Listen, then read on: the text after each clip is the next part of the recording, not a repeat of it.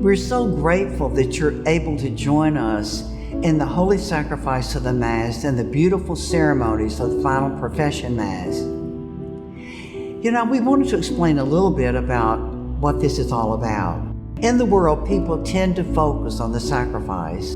They see the sister lying prostrate on the ground and promising to live poor, chaste, and obedient for all her life. That seems frightening, as if God is taking everything. But for us, the vows are promises of beauty.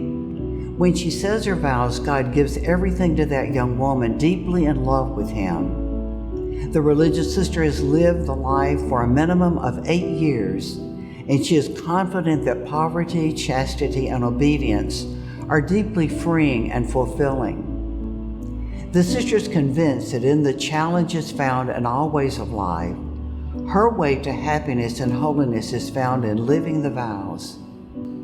A profession is a wedding, and the focus is the union of two lovers. In that moment, love doesn't count the cost. It looks at the beloved and simply feels joy. That is what a Final Profession Mass is all about, the joy of giving oneself to God and the bliss of knowing He gives Himself entirely to you as well. The music of the Mass conveys that joy powerfully.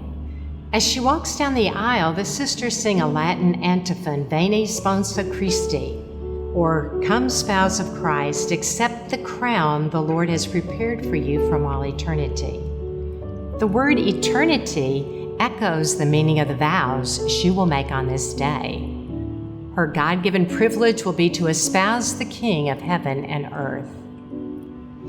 She will also receive the magnificent gift of belonging fully to a community of women consecrated to God. And this is reflected in the fact that the cross-bearer is not an altar server, but a sister.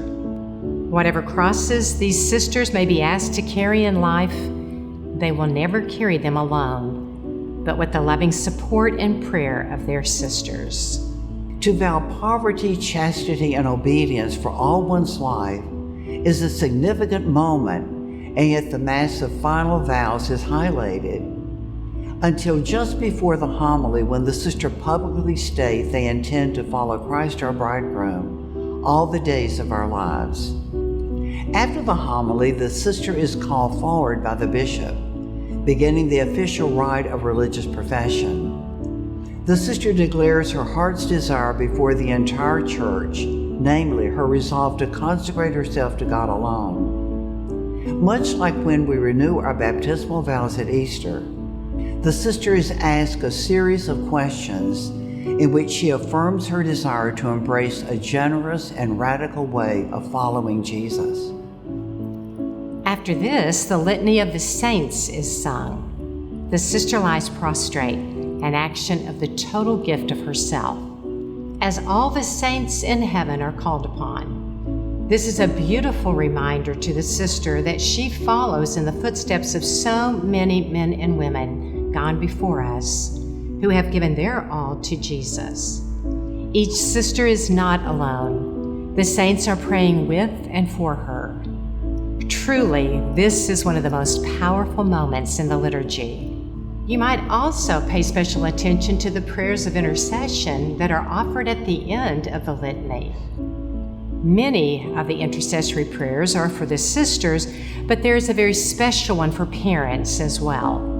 And it's very beautiful, as our parents deserve such undying gratitude. The words of the Perpetual Profession of Vows speak for themselves.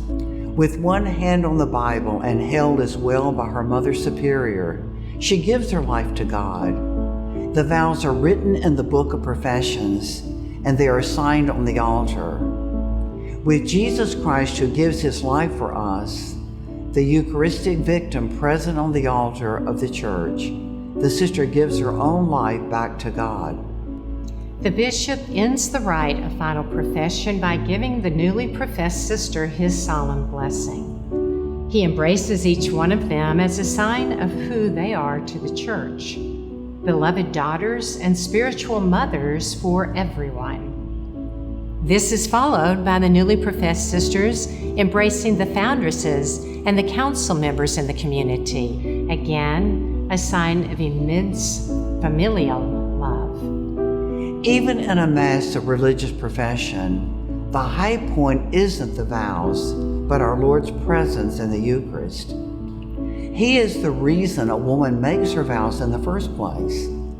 Love is the reason this is a day of ineffable joy. All we can do is give thanks to God.